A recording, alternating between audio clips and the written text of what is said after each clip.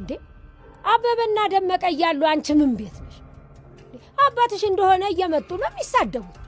እኔን አታስወቅሽ። አርፈሽ ትቀመጭ። እንደው ተቀመጭ። አባዬ ደግሞ ምንድን ነው የሚለው? አላውቅም።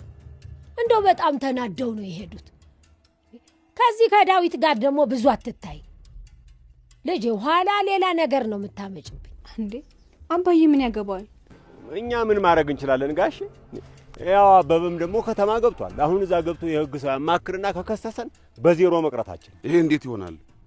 እኛ በምን እንኖራለን ጋሽ? እሱ መጀመሪያ ነበረ ገና ቀዩ ሲመጣ አጥፉልኝ አልኳቸው። የዛ ጊዜ ነበር ማጥፋት የነበራቸው ስር ሳይሰድ። መጀመሪያውንስ መች ከልቦ መሬቱን ሰጡንና ውሃ እንድናጠጣው ነው አደራ ያሉ። አንተ እኔ ጋ ነው እንደዚህ አፍላፊ የምትካፈተው? ዝም ስንል እኮ አበዙት እንዴ። ዝም ብለን ስጥኝ ሰርና አጋድበህ 50 ግረፍ። አረ ተውት ጋሽ። እሱ ምን ያን ካቲካላውን ከቀም እና ተደስታና ድደይ ነው። እኔ ምን ላርግክ? ግን ደግሞ ማዘሯ ልክ እንዳልሆነ ነግራኛለች። በጣም ይቅርታሽ፣ አስተካክላለሁ። እሺ ከመጣ ምን ፈለግሽ? ደግሞ ካንቺ ምን ይፈልጋል? እየጠራሁሽ ነው እንጂ። በቃ ኑሮዬ ልኖርበት። ለምን ደግሞ ተውኝ በቃ። ተንኮለኛዋ ፍቅር ተንኮል የማይሰለቻት ዛሬም ደግሞ ተንኮል እየሰራች ቤቱን እንዳላጸዳች ለማስደረግ ለእናቷ ለመናገር ልብሷን አልጋ ላይ በማውጣትና ቤቱን በማዝረክረክ ታዲያ ለእናቷም ታሳያታለች። እናቷም ታዲያ ሮማንን ጠርታ እንዴት ነው በአግባቡ ስራሽንም ማሰሪው በማለት ተናግራታለች።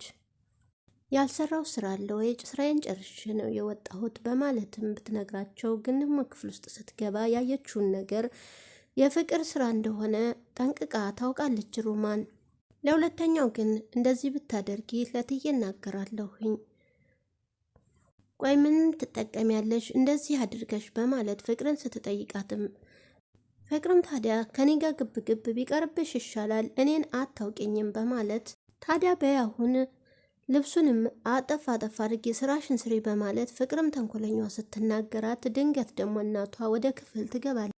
ታዲያ ተንኮለኛዋ የገዛ ልጇ እንደሆነችም አውቃ በጥፊ መታታለች። ፍቅርም ታዲያ ከኔ የቤት ሰራተኞች ከኔ በልጦብሽ ነው ወይ? ቆይ ለምንድን ነው የምትመጪኝ? በማለት ትናገራለች።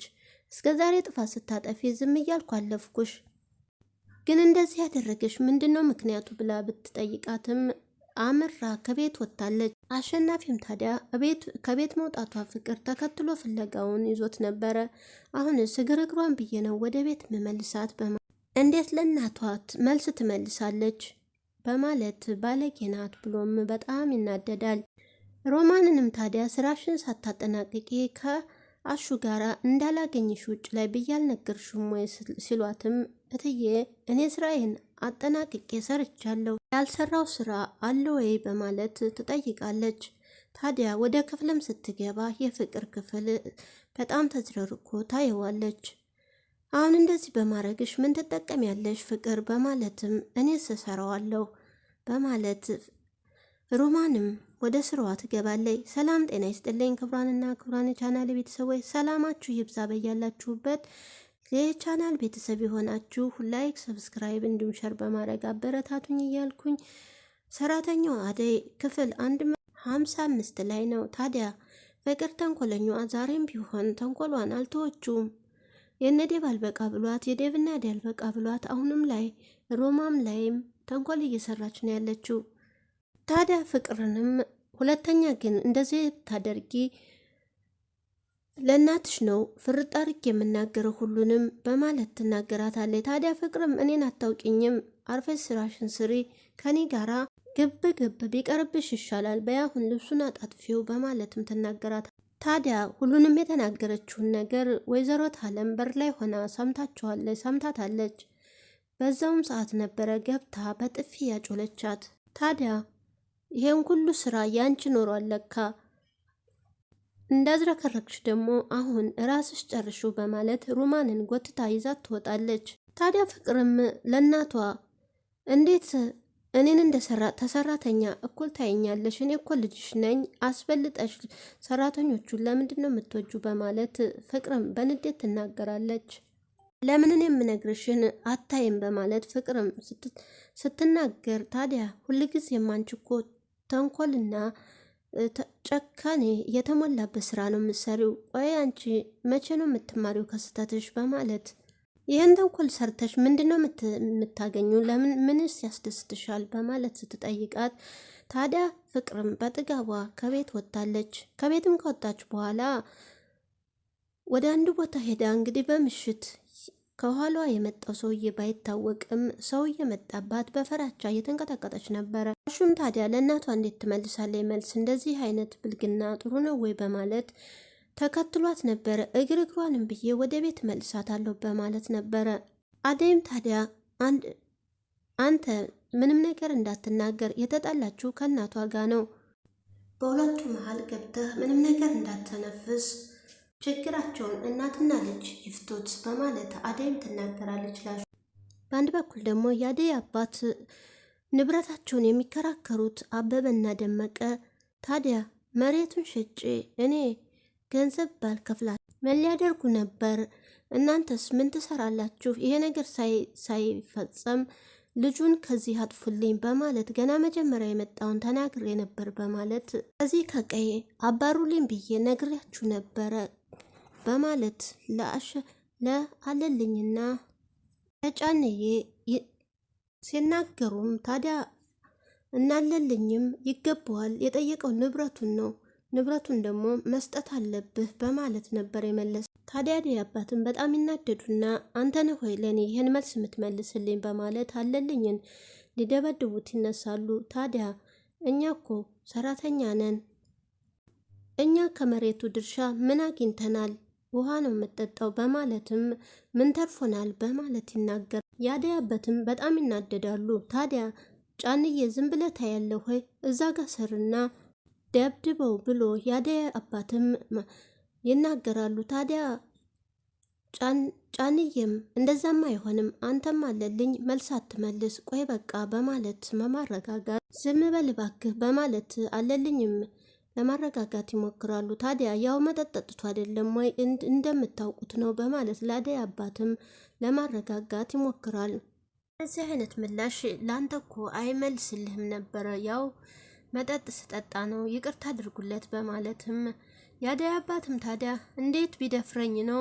ታዲያ እነዛን ልጆች አንድ ነገር አድርጉልኝ፣ መሬቱን እንዳይካፈሉኝ ባልኩኝ እንዴት እኔን ለእኔ ይመልሳል በማለት በጣም ይናደዳል። የአደይ አባትም ሩታ በአንድ በኩል ያው ቲክቶኳን እየቀረጸች እየሰራች እያለ ከጫካ ውስጥ ሄዳ ቁጭ ባለችበት አለልኝ መጥቶ ከኋላዋ እንዴት አይነት ቆንጆ ነሽ ድንቡሽቡሽ በማለት ነይ ሳሚኝም በማለት አንቺ ጉንጭሽን ልሳምሽ እያለ ሰላምታ ብቻ አይበቃም ጉንጭሽን ልሳምሽ የኔ ድንቡሽቡሽ ብሎ ሲላትም እኔ የማላቀው ሰው ሊስመኝ አይችልም በማለት ታጠገቡ ርቃ ሄዳለች።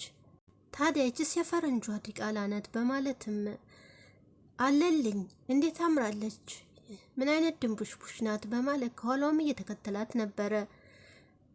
የአደይ እህት ብርሃን ደግሞ ዴቭ ጎበዝ ጀግና ነው በማለትም እየተናገረች ነበረ። ታዲያ የአደይ እናት ምን እያልሽ ነው አንቺ በማለት ብለው በማስጠንቀቂያ ቁጣቸውን በቁጣ ተናግረዋታል። ታዲያ ለባርኮቴና ለዴቭ ለየት ያለ ምግብ ነው የሚሰራላቸው በማለት እኔም ለዴቭዬ ቆንጆ ምግብ ሰርቼ ለየት ያለ ምግብ እሰጠዋለሁ ብላ ስትልም እናቷ አስጠነቀቋት። ቤት ያፈራውን እንጂ የሚቀርበው እንጂ የተለየ ነገር ብታረጊ ብለው ተቆጥተዋታል። በአንድ በኩል ደግሞ እራት ጋብዟት አበባ የሰጣት ባቡሬ ለሊሊ ታዲያ የዛ ምላሽ አልተናገረችም። የአበባውን ስጦታ ጥያቄ አለው። ታዲያን ጥያቄም አልመለሰችም። እስካሁን ድረስ ምንም አላለችውም። ታዲያ ባቡሬም እኔም መወዳት ልጅ ድርቅ ያለች መልስም የማትመልስ በጣም ነው መወዳት በማለት ለራሷ ለሊሊ የነገራት ነበር። ሊሊም ታዲያ ምን አይነት እድለኛ ናት፣ እንዴት ብታስተዋውቀኝ ጥሩ ነበረ፣ እኔ ባወቅኳት፣ በጣም እድለኛ ናት አንተን ያፈቀረችህ በማለት እየነገረችው ነበረ። ታዲያ የሐኪም ቤት ደግሞ ቀጠሮ ስለነበራት ቀጠሮዋን አሳልፋ ለምን ቀረሽስ? አሁን ወደ ሐኪም ቤት መሄድ አለብሽ በማለትም ተቆጥቷታል። ታዲያ መድኃኒቱንስ ለምን አቋረጥሽው በማለት እየተቆጣት ነበረ። ሊሊ ደግሞ የዚህን ያክል በጣም ትጨነቅልኛለህ ማለት ነው በማለት እንሄዳለን በማለት ሊሊም ውጭ ላይ ጠብቅሻለሁ ብሎ ባቡሬ ውጭ ላይ ሳለ ተንኮለኛዋ ሌላኛዋ ቤዛ ትመጣለች። ምን ፈልገሽ ነው ብሎ ሲጠይቃ ሊሊ ነይ ብላኛለች፣ ሌላ ምን ላደርግ እችላለሁ በማለት ቤዛም ተዋሻለች። ታዲያ አንቺ የሆነ ነገር ፈልገሽ እንጂ በደህናሽ አልመጣሽም በማለት ባቡሬም ይናገራታል። ወዲያውም ታዲያ ሊሊ ተቤት ትወጣና በሩን ከፈት ስታረግ ቤዛ ነበር። ታዲያ ለባቡሬ የነገረችውና አደይም ሊሊም ምን ልትሰሪ መጣሽ ምን ቀረሽ በማለት ስትናገራት ሁለቱም የተለያየና የተቀራኒ የተናገረችው። ባቡሬም ታዲያ ማስጠንቀቂያ ይሰጣታል። ታዲያ አደይም ቤት ውስጥ ነበረችና ወደ ቤት ዘው ብላ ትገባለች። ታዲያ ሊሊና ባቡሬም ወደ ሐኪም ቤት ሲሄዱ እሷ ዘው ብላ ገብታ አደይን ምን አይነት ድፍረት ነው እሰው ቤት የተቀመጣችሁት በማለት አሁን ሊሊ ሳትነግረኝ ከዚህ ቤት አልወጣም፣ ደግሞ ከባቡሬስ ጋር የዚህን ያክል የተቀራረቡ ግንኙነት ቢኖራቸው ነው ብላ ለአደይም ብትጠይቃት አደይም ታዲያ እኔ አያገባኝም፣ አሁን ከዚህ ቤት ትወጫለሽ ወይስ አትወጭም በማለት በማስጠንቀቂያ ትናገራታለች። እናንተ በሰው ቤት እንዴት ደልቀቅ ብላችሁ ትኖራላችሁ እያለች ተንኮለኛዋ ቤዛም ነገሯን እየተናገረች ነበር። ተምሮ ዲግሪውን ይዞ ስራ ያላገኘው ኪንጎ ደግሞ ወደ አሹ ጋር ሄዶ ስራ ፈልግልኝ ሲለው አንተ ስራ ልሰራ በማለት ስራ እንዲፈልግለት ቢነግረውም ታዲያ አንተ እኮ ተምረሃል፣ እንደኔ ደግሞ በቀጠር በዘበኝነትም ሆነ በሌላ ስራ ልትሰራ አትችልም።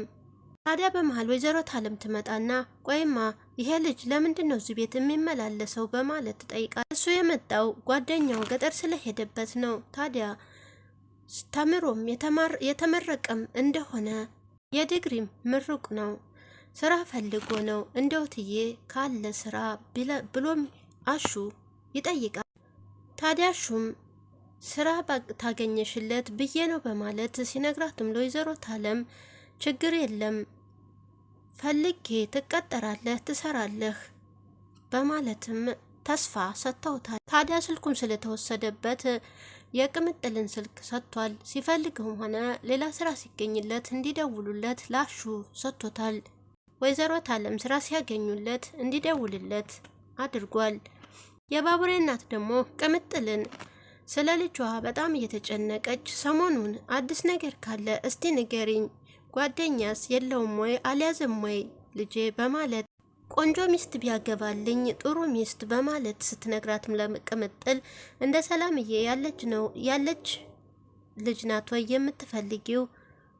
ሰላምዬንማ ቢያገባልኝ እንዴት ጥሩ ነበረ፣ እሷ እኮ ምርጥ ልጅና ጥሩ ልጅ እንደሆነችም ትነግራታለች ለቅምጥል። ቅምጥልም ታዲያ እየሳቀች ነበረ። አንቺን ብትሆኚ በጉልበት በኃይል አትጠቀሚ፣ ሁለታችሁ ፍላጎት ሲሆን ብቻ ነው ጊዜም ስጩ በማለትም ምክሯን ለግዛታለች። አንቺ አጥብቀሽ ስለያሹ አይደለም ትዳር የሚመሰረተው በማለትም ምክሯን ለግዛታለች። ታዲያ የዚህን ያክል እኔ አስቸግሬዋለሁ ወይ አንቺስ ታዝበሽኛል ወይ በማለት የዚህን ያክል ታዝበሽኛል ወይ በማለትም ለራሷ እያኩተመተመች ነበረ። ታዲያ ፍቅር የፈጣሪ ስጦታ ነው። ሁለቱም አሁን ላይ ኪንጎም ቢሆን ይወዳታል። ነገር ግን ስራ ስለሌለው ስራ መስራት እንዳለበትና አባቷ ቤት መግባት እንደማይፈልግ ደጋግሞ ነግሯታል። በዛም ምክንያት አሁን ኪንጎም ቢሆን ስራ እየፈለገ ነው ያለው። እናትም ታዲያ ባቡሬን አግኝታ ምነው ልጄ ከስተህብኛል በማለት ትነግረዋለች። ያለውን ነገር ግን ፍርጥ አድርጎ መናገር አልፈለገም። በመንገድ ላይም ቁጭ ብሎ ከሊሊ ጋር አንተ የመረጥካትና የወደድካትን ልጅ ብታሳየኝ ምን አለበት በማለት ሊሊም ትናገራለች። ታዲያ ብነግራትም እሷ አይገባትም፣ ደርቅ ያለች። ታዲያ በሆነው ባልሆነውም ቢነግራት ሊሊ ግን እንዳላወቀች ሆና እሷን ብትወደው ምናልባት ጥርጣሬ አድሮባት ሊሆን ይችላል። እስካሁን ድረስ ያፈቀርካትንና የወደድካትን እባክህን አሳየኝ ብትለውም ሊያሳያት አልቻለም። ታዲያ በመንገድ ላይም ተቤት ወጥታ በመንገድ ላይ ጥግ ይዛ የተቀመጠችው ፍቅር በራሷ በጥጋቧ ከእናቷ ቤት ከሞቀ ቤቷ ወጥታ ቤዛ ተንኮለኛዋን መንገድ ላይ አግኝታት ነይ ቤቴ ልሸጠው ነው አንቺ አስቀሪው በማለት ስትላትም አንቺን አላምንሽም አንቺ ሌባ ነሽ በማለትም ጥላት ሄዳለች። ታዲያ በመጨረሻ ሰዓትም ጥግ ይዛ ተቀምጣ የተንኮለኛዋ ቤዛ ወንድሟ አግኝቷታል። ታዲያ ኪንጎም ስራ ፈልጊልኝ ብሎ ለተንኮለኛዋ ቤዛ ሲነግራትም እና ወደኛ ተቀላቀል፣ የሰው ትዳር ማፍረስ ገንዘብ እናገኝበታለን። ታዲያ መስረቅ ማጣላትም ይሆን ብቻ እኛ የምናገኝበትን ገንዘብ መንገድ ነው በማለት ወደኛ ተቀላቀለንም ስትለው እንዲህ አይነት ነገር አያስፈልገኝም፣ የሰው ህይወትም አደጋ ላይ መጣል አልፈልግም በማለት ታዲያ አንቺ እኮ አትታመኝም፣ ከወንድምሽ ጋራም ሆነሽ ኩላሊቴን አውጥተሽ ልትሸጩ ነው በማለት ይነግራል። ታዲያ እኔና ወንድሜ ምን ያመሳስለናል በማለትም ስትጠይቀው አንድ ናችሁ፣ አንቺ በዱቄት ስለሆንሽ በዛ ነው የምትለዩት፣ አንድ አይነት ናቸው በማለትም ተናግሯታል። ታዲያ ቤዛም ፊቷን ቆም ብላ በተቀባችው ሜካፕና ፊቷ ላይ የነሰነሰችው ዱቄት ልዩነቱ እሱ ብቻ ነው ብሎ ሲናገራትም ራሷን እየደባበሰች ነበረ። በመጨረሻ ሰዓት ፍቅርም እንግዲህ ይወስዳት ይሆን ወይም የተንኮለኛዋ የቤዛ ወንድም ይሆን ወይስ ሌላ ሰው ብቻ አልታወቀም። ጥግ ይዛ በፍራቻ የተንቀጠቀጠች ነበረ። ቀጣዩ ምን ይፈጠር ይሆን? እነ ዴቭስ ከገጠር ይመለሱ ይሆን በሰላም? ፍቅርስ ምን ያጋጥማት ይሆን? ቀጣዩን አብረን እናያለን። የዛሬው ቪዲዮ እዚህ ላይ አብቅቷል። ሰራተኛዋ አደይ 184 ላይ ነን። ታዲያ ላይክ፣ ሰብስክራይብ እንዲሁም ሼር በማድረግ ወገኖች አበረታቱኝ። በያላችሁበት ሰላማችሁ ይብዛልኝ። የዛሬው እዚሁ አብቅቻለሁ። ቀጣዩን አብረን እናያለን። ባይ